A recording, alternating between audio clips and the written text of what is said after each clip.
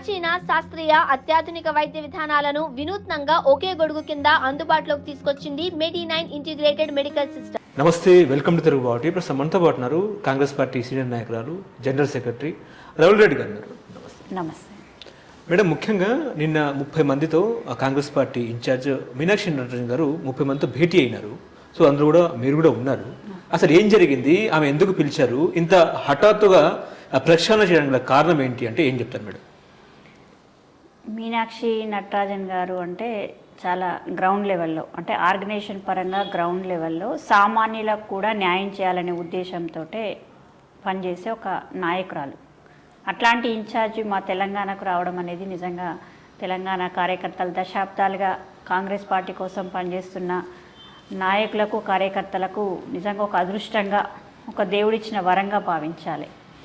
Congress party చరిత్రలో ఇంతవరకు కూడా, అంటే not only Congress party, A party అయినా ఎలక్షన్ల టైంలోనో, ఎంపీ టికెట్ల విషయంలోనో, ఎమ్మెల్యే టికెట్ల విషయంలోనో, అంటే 3-4 అభ్యర్థులు పోటీ పడ్డప్పుడు రాకపోతే కూర్చోబెట్టి వాళ్ళ భేటీలో వాళ్ళని సమన్వయపరచడం, వాళ్ళను బుజ్జగించడం, వాళ్ళకు హామీలు ఇవ్వడం కామన్ ఏ పార్టీ అయినా. కానీ నూతన ఒరవడిగా కొత్త చరిత్ర సృష్టించే విధంగా పార్టీలో సుదీర్ఘకాలం పనిచేస్తున్న వాళ్ళు, పార్టీ సర్వస్వం అని భావించి పనిచేస్తున్న వాళ్ళు ఈరోజు చాలామంది ఉన్నారు. అట్లాంటి వాళ్ళ అభిష్టాలు, అంటే పార్టీ ఏది ఇస్తే అది తీసుకోవాలి, మేము ఇచ్చిందే చేయాలని చెప్పి చాలా పార్టీలు ఆ రకంగా ఉన్నాయి.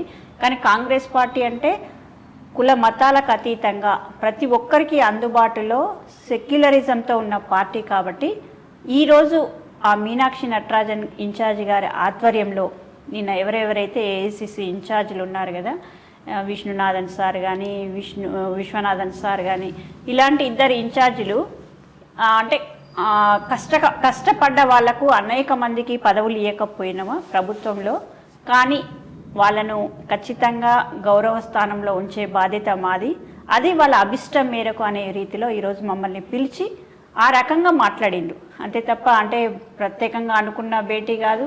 మాకు ఫోన్ కాల్ వచ్చింది, మీరు రేపు రండి మాట్లాడదామన్నారు, కానీ ఏంటి అనేది కూడా మాకు తెలియదు.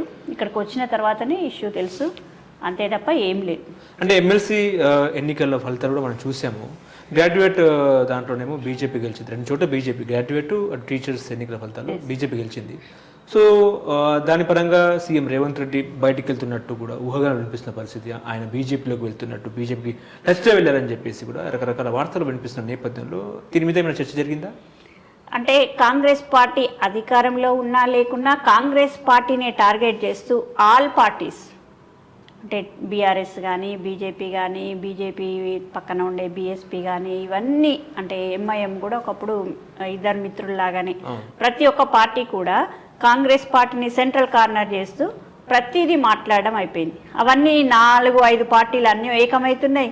ఒక కాంగ్రెస్ పార్టీయే, అంటే ప్రజాస్వామ్యయుతంగా ముక్కుసూటిగా ప్రవర్తించే పార్టీ కాంగ్రెస్ పార్టీ. కాబట్టి ఈరోజు ఎలాంటి అంటే కుంభకోణాలు లేకుండా, ఎలాంటి అవినీతి లేకుండా ప్రజల కోసం పనిచేస్తున్న పార్టీ. కాబట్టి ఈరోజు తెలంగాణ ఇచ్చిన ఘనత మాత్రం కాంగ్రెస్ పార్టీ, సోనియా గాంధీ గారికే ఉంది. కాబట్టి అట్లాంటి కాంగ్రెస్ పార్టీ అనేది సుదీర్ఘకాలంగా మంచి పేరు తెచ్చుకొని, మేము మంచి పేరు ఇస్తే వాళ్ళు పాతుకపోతారు, వాళ్ళకి ఎక్కడ కూడా ఇక్కడ ఉండదు, నామరూపాలు లేకుండా పోతామనే భయంతో ఆ రకంగా ముప్పేట దాడి చేయడానికి వివిధ రకాల పార్టీలు కలిసి కుట్ర పన్నుతున్నారు. ఇప్పుడు ఇంకా అధికారం ఉంది. అధికారం ఉన్నప్పుడు మేము మంచిగా వెళ్తుంటే ప్రజలకు, మహిళలకే కానీ, యువతకే కానీ, లేకపోతే రైతులకే కానీ, ప్రతి ఒక్కరి విషయంలో, ప్రతి ఒక్క రంగంలో ఉన్న వ్యక్తుల విషయంలో కూడా కాంగ్రెస్ పార్టీ సమన్యాయం చేస్తూ ముందుకెళ్తుంటే ఇంత మంచి పరిపాలన ఇంత తక్కువ కాలంలో ఏ రకంగా అందిస్తున్నారనే అక్కస్తోటి ఈరోజు ఎమ్మెల్సీ ఎలక్షన్ విషయంలో తీసుకుంటే 2 టీచర్ ఎమ్మెల్సీలలో అసలు మా అభ్యర్థులను మేము పెట్టలే. ఇక గ్రాడ్యుయేట్ ఎమ్మెల్సీ అంటే గ్రాడ్యుయేట్ ఎమ్మెల్సీలో గెలుపోటములు సహజం. కానీ గతంలో జీవన్ రెడ్డి గారు బీఆర్ఎస్ పార్టీ అధికారంలో ఉన్నా కానీ ఆయన అత్యధిక మెజారిటీతో 40,000 ఓట్లతో గెలిచారు. అది ఘన విజయం. అంటే ఈరోజు బీఆర్ఎస్ పార్టీ అసలు అభ్యర్థినే పెట్టలేదు. అంటే వాళ్ళు ఎవరికి పనిచేసినట్టు ఒకసారి చెప్పండి, ఎవరికి పనిచేస్తారు చెప్పండి? నందుగారు అంటే బీజేపీకే సహకరించినట్టు కదా. ఎందుకు బీఆర్ఎస్కు అక్కడ చంద్రశేఖర్ రావు ఉంటాడు, అక్కడే కేసీఆర్ ఉంటాడు, అక్కడే హరీష్ రావు ఉంటాడు, అక్కడే గంగుల కమలాకర్ ఉంటాడు, అక్కడే వాళ్ళు అనుకున్న వ్యక్తులు మొత్తం ఉంటారు. ఎందుకు ఆ 4 జిల్లాల్లో ఎందుకు వాళ్ళు క్యాండిడేట్ని పెట్టలేదంటే అర్థం చేసుకోవాలి.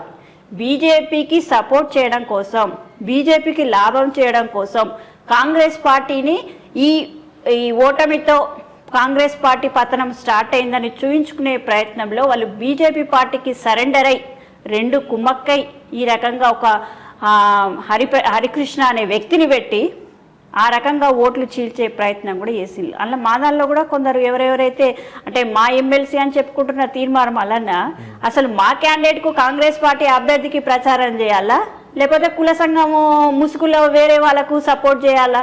చెప్పండి. ఎవరైనా కానీ ఫస్ట్ పార్టీ ముఖ్యం, తర్వాత ఏదైనా అంటే రాజ్యాంగబద్ధంగా ప్రమాణం చేసినప్పుడు కులమతాలకు రహితంగా పనిచేస్తామన్నప్పుడు ఒక కుల సంఘం నేతకు ప్రచారం చేయకూడదు. ఏ ప్లాట్ఫామ్ మీద నువ్వు ఎమ్మెల్సీ అభ్యర్థిగా గెలిచావో అదే ప్లాట్ఫామ్కు ఫస్ట్ సపోర్ట్ చేయాల్సిన అవసరం ఉండే. అట్లా చేయకుండా ఇవన్నీ కారణాలు కాబట్టి బీజేపీ పెద్ద విజయం ఏం సాధించలే. జస్ట్ 5,000 అంటే 3,000 ఓట్లు చీలిపోతే. ఇంకా అందులో ఒక మేజర్ మైనస్ ఏంటంటే పడిన ఓట్లలో మొత్తంలో గ్రాడ్యుయేట్స్ 11.2% ఓట్లు చెల్లని ఓట్లు అయిపోయినాయి.